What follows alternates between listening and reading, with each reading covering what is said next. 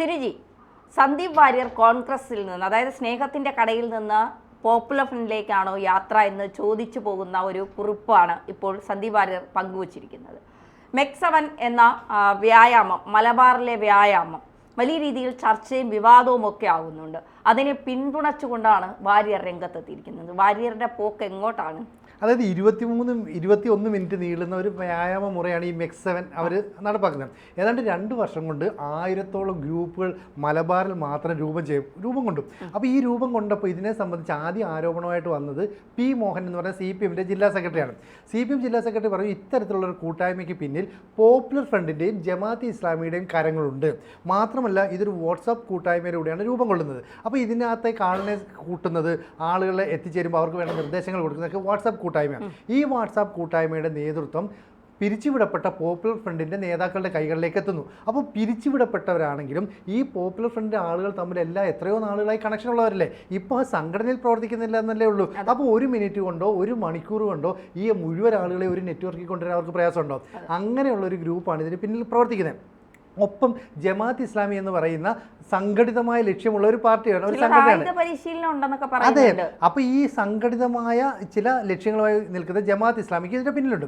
അപ്പോൾ ഇപ്പോൾ പുറത്തു വരുന്ന വിവരം അനുസരിച്ച് ഏറ്റവും കൂടുതൽ ആളുകൾ ഇസ്ലാം മതത്തിൽപ്പെട്ട ആളുകളാണ്. ഇതിൽ സ്ത്രീകളടക്കമുള്ളവർ വിവിധ തരത്തിലുള്ള എക്സസൈസ് ചെയ്യുന്നു. അതായത് യോഗയുണ്ട്, അതുപോലെ തന്നെ നൃത്ത പരിപാടികൾ പോലെയുള്ളതുണ്ട്, സാധാരണ രീതിയിലുള്ള എക്സസൈസ് എല്ലാം ഉണ്ട്. 21 മിനിറ്റാണ് നീളുന്നത്. ഈ സ്വലാഹുദ്ദീൻ എന്ന് പറയുന്ന 20 വർഷത്തോളം ആർമിയിൽ ജോലി ചെയ്ത ഒരാളാണ് ഇതിൻ്റെ തുടക്കം. അപ്പോൾ ഇത്തരത്തിലൊരു സംഭവമായി ഒരു കൂട്ടർ വരുമ്പോൾ ഈ പറയുന്ന ജമാഅത്ത് ഇസ്ലാമിയുടെയോ പോപ്പുലർ ഫ്രണ്ടിൻ്റെ ആൾക്കാരെ എന്ന് വെച്ചാൽ, സാർ ഞങ്ങൾ ഇങ്ങനെ ഒരു കൂട്ടായ്മയ്ക്ക് രൂപം കൊടുക്കുന്നു, സാർ ഇതിനൊരു നേതൃത്വം നൽകുമോ? തീർച്ചയായിട്ടും അയാൾ നൽകും. കാരണം അയാൾക്ക് വേറെ ഉദ്ദേശമൊന്നും ഉണ്ടാവില്ല. പക്ഷേ ഇതിൻ്റെ പിന്നിലുള്ളവർക്ക് വേറെ ഉദ്ദേശങ്ങൾ കാണില്ലേ. അപ്പോൾ ഒരു CPM-ഓ കോൺഗ്രസ്സോ മറ്റേതെങ്കിലും സംഘടനയോ വിചാരിച്ചാൽ ഇത്രയധികം മുസ്ലിം വിഭാഗത്തിൽപ്പെട്ട സ്ത്രീകളെ അടക്കം ഇതിനകത്ത് അണിചേർക്കാൻ കഴിയില്ല. അപ്പോൾ ഇതിനെക്കുറിച്ച് പി മോഹൻ ആരോപണം ഉന്നയിച്ചപ്പോൾ പതുക്കെ ഈ മന്ത്രിസഭയിലെ തന്നെ ഇസ്ലാം മതത്തിൽപ്പെട്ട ചില മന്ത്രിമാർ, മുൻ മന്ത്രിയൊക്കെ തന്നെ ആരോപണമായിട്ട് വരുന്നു ഈ പി മോഹൻ പറഞ്ഞ തെറ്റാണെന്ന്. ഇപ്പോൾ ഇവിടെ എന്താ സംഭവിച്ചത്?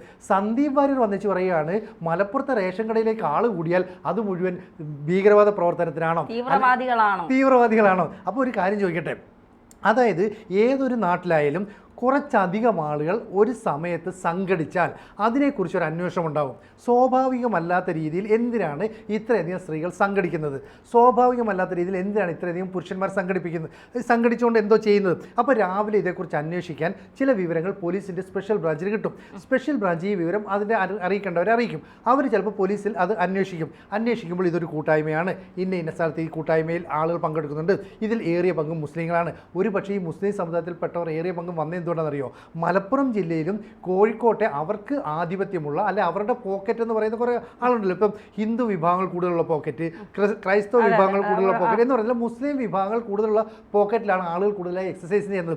കാരണം ഈ മുസ്ലിം വിഭാഗത്തിൽപ്പെട്ട സ്ത്രീകളിൽ വലിയൊരു പങ്കും അധികം ജോലിക്കൊന്നും പോകാത്തവരായിരിക്കും. ഒന്നുകിൽ അവരുടെ ഭർത്താക്കന്മാർ വിദേശത്തോ, അതായത് സ്ത്രീകൾ ജോലിക്ക് പോകുന്നതിനോട് പണ്ട് മുതലേ അവർക്ക് ആഭിമുഖ്യമില്ലായിരുന്നല്ലോ. ഇന്ന് കാലമൊക്കെ മാറി. അങ്ങനെയുള്ള കുറേ സ്ത്രീകൾ സംഘടിച്ചത് എന്തിനാണ്? ഇതിനെ സംബന്ധിച്ച് ഒരു വിവരം ജില്ലാ പോലീസ് ആസ്ഥാനത്തേക്ക് എത്തിക്കാണും. അതുകൊണ്ടാണ് ആ പോലീസ് ജില്ലാ ആസ്ഥാനത്ത് നിന്ന് വിവരങ്ങൾ കൃത്യമായി CPM ജില്ലാ സെക്രട്ടറിക്ക് എത്തുന്നത്. അപ്പോൾ നമ്മൾ CPM ജില്ലാ സെക്രട്ടറി പറഞ്ഞ കാര്യത്തെ നിസ്സാരമായി കാണണ്ട. ഒരു ജില്ലയിൽ നടക്കുന്ന ഏത് സംഭവങ്ങളും ഏറ്റവും ആദ്യം എത്തിപ്പെടുന്നതിലൊന്ന് ആ സംസ്ഥാനം ഭരിക്കുന്ന പാർട്ടിയുടെ ജില്ലാ നേതാവിലേക്കായിരിക്കും. അങ്ങനെയാണ് പി മോഹൻ ഇത് പറഞ്ഞത്. അപ്പോൾ സന്ദീപ് വാര്യർ പറയുന്നു, അങ്ങനെ ഒരു കൂട്ടം ആളുകൾ കൂടിയാൽ തീവ്രവാദികളാവോ? ഈ സന്ദീപ് വാര്യർ എത്ര തീവ്രമായിട്ട് ഈ മുസ്ലിം വിഭാഗത്തിൽപ്പെട്ട ആളുകളെ വിമർശിച്ചിട്ടുണ്ട്. വളരെ മോശമായി പറഞ്ഞിട്ടില്ലേ? ഇവർ സംഘടിക്കുന്നതിന്റെ ഫേസ്ബുക്ക് പോസ്റ്റ് ഡിലീറ്റ് പോലും ചെയ്തിട്ടില്ല, ഇപ്പോഴും ഇവിടെ നിൽക്കുകയാണ്. അപ്പോൾ അങ്ങനെ മനോസ്ഥിതിയുള്ള ഈ സന്ദീപ് വാര്യർക്ക് ഈ MEC7 ഒരു രൂപീകരണം ഇതൊക്കെ കണ്ടപ്പോൾ എന്തെങ്കിലും ഒരു ലാഞ്ചന, അല്ലെ, അങ്ങോട്ടൊരു അടുപ്പം തോന്നിയാൽ തെറ്റു പറയാൻ പറ്റില്ലല്ലോ. വെളിച്ചത്തിലേക്ക് എന്ന് കേരള സ്നേഹത്തിന്റെ കടയിൽ നിന്ന് കുറച്ചുകൂടി സ്നേഹം കിട്ടുന്ന കടയിലേക്ക് പോകാമെന്നൊന്ന് തോന്നിയാൽ NIA വരും, പൊക്കും തൂക്കും കൊണ്ടോ. ഇപ്പൊ റൌഫൊക്കെ തീഹാർ ജയിലിൽ കിടക്കുന്നത് പോലെ. റൌഫ് തീഹാർ ജയിൽ തന്നെയാണോ? എവിടെയാണെന്ന് കൊണ്ടുപോയത് മാത്രമേ അറിയാവൂ. പുറത്ത് വരുന്നത് തീഹാറിലെന്നാണ്. ഉണ്ടോ ഇല്ലയോ എന്നുള്ളത് ഇപ്പോഴും ചോദ്യചിഹ്നമായി നിലനിൽക്കുന്നത്. എന്നാലും സന്ദീപ് വാര്യരുടെ ഒക്കെ മാനസികമായ ഒരു അവസ്ഥയെക്കുറിച്ചാണ് ഞാൻ ആലോചിക്കുന്നത്. കാരണം ഇപ്പോൾ BJP-യിലായിരുന്നെങ്കിൽ മെക്സവനെ കുറിച്ചൊക്കെ വളരെ നിശിതമായി വിമർശിക്കേണ്ട ആഞ്ഞടിച്ചേനെ. ഇപ്പോൾ ചാനൽ ചർച്ചകളിൽ വരാൻ കഴിഞ്ഞെങ്കിൽ അതിൽ വന്നിരുന്ന് എനിക്ക് തോന്നുന്നു CPM-നെയും കോൺഗ്രസിനെയും വലിച്ചു കീറി ഒട്ടിച്ചേനെ, ലീഗിനെ ഉൾപ്പെടെ വലിച്ചു കീറി ഒട്ടിച്ചേനെ. ഇപ്പോൾ തങ്ങളുടെയൊക്കെ കാല് കഴുകി വെള്ളം കുടിച്ചതിൻ്റെ ഒക്കെ ഒരു സ്നേഹ പ്രകടനങ്ങൾ കൊണ്ട് സന്ദീപ് വാര്യർ എന്താണ് പറയുന്നതെന്ന് അദ്ദേഹത്തിന് പോലും അറിയാത്ത, അതായത് ഇന്നലെ വരെ അച്ചാന്ന് വിളിച്ചവനെ ഇന്ന് കൊച്ചിച്ചാന്ന് വിളിക്കുന്ന ഒരു അവസ്ഥയിലേക്ക് മാറുന്ന സന്ദീപ് വാര്യരുടെ ഒരു മാനസിക വൈകൃതമാണ് ഇവിടെ കാണുന്നത് എന്നുള്ളതാണ്. റേഷൻ കടയിൽ നിൽക്കുന്നവരെല്ലാം തീവ്രവാദികളാണെന്നൊന്നും പറയാനുള്ള ബുദ്ധിശൂന്യതയൊന്നും കേരളത്തിലെ ജനങ്ങൾക്കില്ല. പക്ഷേ റേഷൻ കടയിൽ നിൽക്കുന്ന ചിലരിൽ തീവ്രവാദികൾ ഉണ്ട് എന്ന് പറയാൻ കേരളത്തിലെ ജനങ്ങൾ മടിക്കാറുമില്ല എന്ന് സന്ദീപ് വാര്യർ അറിഞ്ഞാൽ നന്നായിരിക്കും, അല്ലേ? അതെ, തീർച്ചയായിട്ടും. മാത്രമല്ല ഈ സന്ദീപ് വാര്യർ ഒരു ഗതികേടാണ് ഇപ്പോൾ. കാരണം കോൺഗ്രസിലേക്ക് ചെന്നപ്പോൾ ഒരു ജനറൽ സെക്രട്ടറി സ്ഥാനം കിട്ടും, ലീഗ് എതിർത്തു. അപ്പൊ ലീഗ് പിന്തുണയ്ക്കും, അതിനുവേണ്ടി ലീഗ് തങ്ങളുടെ വീട്ടിൽ പോയി. ഈ രണ്ടു കൂട്ടർ എതിർത്തോടുകൂടി ഈ സന്ദീപ് വാര്യരുടെ ഭാവി എന്താ? അപ്പോൾ സത്യത്തിൽ സംസ്ഥാന ജനറൽ സെക്രട്ടറി എന്ന് പറയുന്ന, അല്ലെ KPCCയുടെ ഒരു ജനറൽ സെക്രട്ടറി എന്ന് പറയുന്ന ഒരു പദവിയിലേക്ക് എത്തിപ്പെടുമെന്നുള്ള ഒരു പ്രതീക്ഷ സന്ദീപ് വാര്യർക്ക് പോയി. ഇനി ലീഗ് വന്നിച്ച് പറയുന്നത് ഈ മെക്സവൻ അങ്ങനെ കുഴപ്പം പിടിച്ചൊന്നുമല്ല, ഞങ്ങളുടെ ചില നേതാക്കളൊക്കെ ഇതിനകത്തുണ്ട്, ഞങ്ങൾക്കറിയാം ഇത് കുഴപ്പമൊന്നും ഇല്ലാത്തതാണ്. അപ്പം ഈ മുസ്ലിം ലീഗിനകത്ത് തന്നെ തീവ്ര വിഭാഗക്കാരായ ആളുകളുണ്ടെങ്കിൽ അവർ ഈ മെക്സവനെ ഉറപ്പായിട്ടും പിന്തുണയ്ക്കുക തന്നെ ചെയ്യും. അപ്പോൾ ഇവിടെ മെക്സവനെ ഇത്രയും പിന്തുണയ്ക്കാൻ കാരണം എന്താ? ഇതിൽ ഏറ്റവും കൂടുതൽ ആളുകളുള്ളത് മുസ്ലിം വിഭാഗത്തിൽപ്പെട്ട സ്ത്രീകളും പുരുഷന്മാരുമാണ്, അല്ലാത്തവരും ഉണ്ട്, പക്ഷേ ന്യൂനപക്ഷമാണെന്ന് മാത്രം.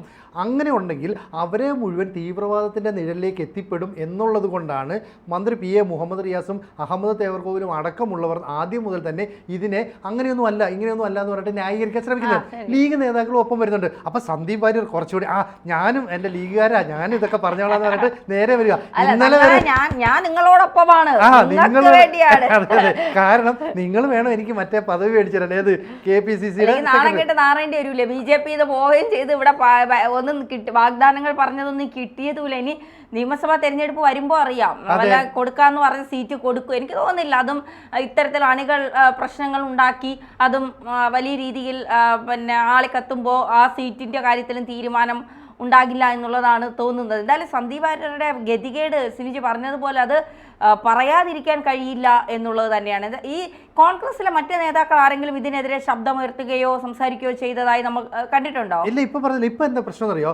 ഈ CPM-ലെ തന്നെ, അതായത് പിടിപാടുള്ള ഒരു വിഭാഗം, PA മുഹമ്മദ് റിയാസ് ഉൾപ്പെടെയുള്ള ഒരു വിഭാഗം പറയുന്നത് മെക്സവന്റെ പ്രവർത്തനമൊന്നും ശരിയല്ല എന്ന് പറയുന്നത് തെറ്റാണ്. മെക്സവൻ അവരൊരു ആരോഗ്യ പരിപാലനം, അതായത് വ്യായാമ മുറ മാത്രമാണ്. 21 മിനിറ്റുള്ള ഈ വ്യായാമ മുറ ആരംഭിച്ചത് സൊലാഹുദ്ദീൻ എന്ന് പറയുന്ന മലപ്പുറം സ്വദേശിയാണ്. അത് ഇങ്ങനെ വ്യാപിച്ചു വരികയും സ്ത്രീകൾക്ക് പരിശീലനം നൽകുന്നത് സ്ത്രീകൾ തന്നെയാണ്. അപ്പോൾ അവർ പർദ്ദയൊക്കെ ഇട്ടുകൊണ്ടെന്ന് അവർ എക്സസൈസ് ചെയ്യുന്നു, അതിന് വീഡിയോ അടക്കം പുറത്തു വരുന്നു.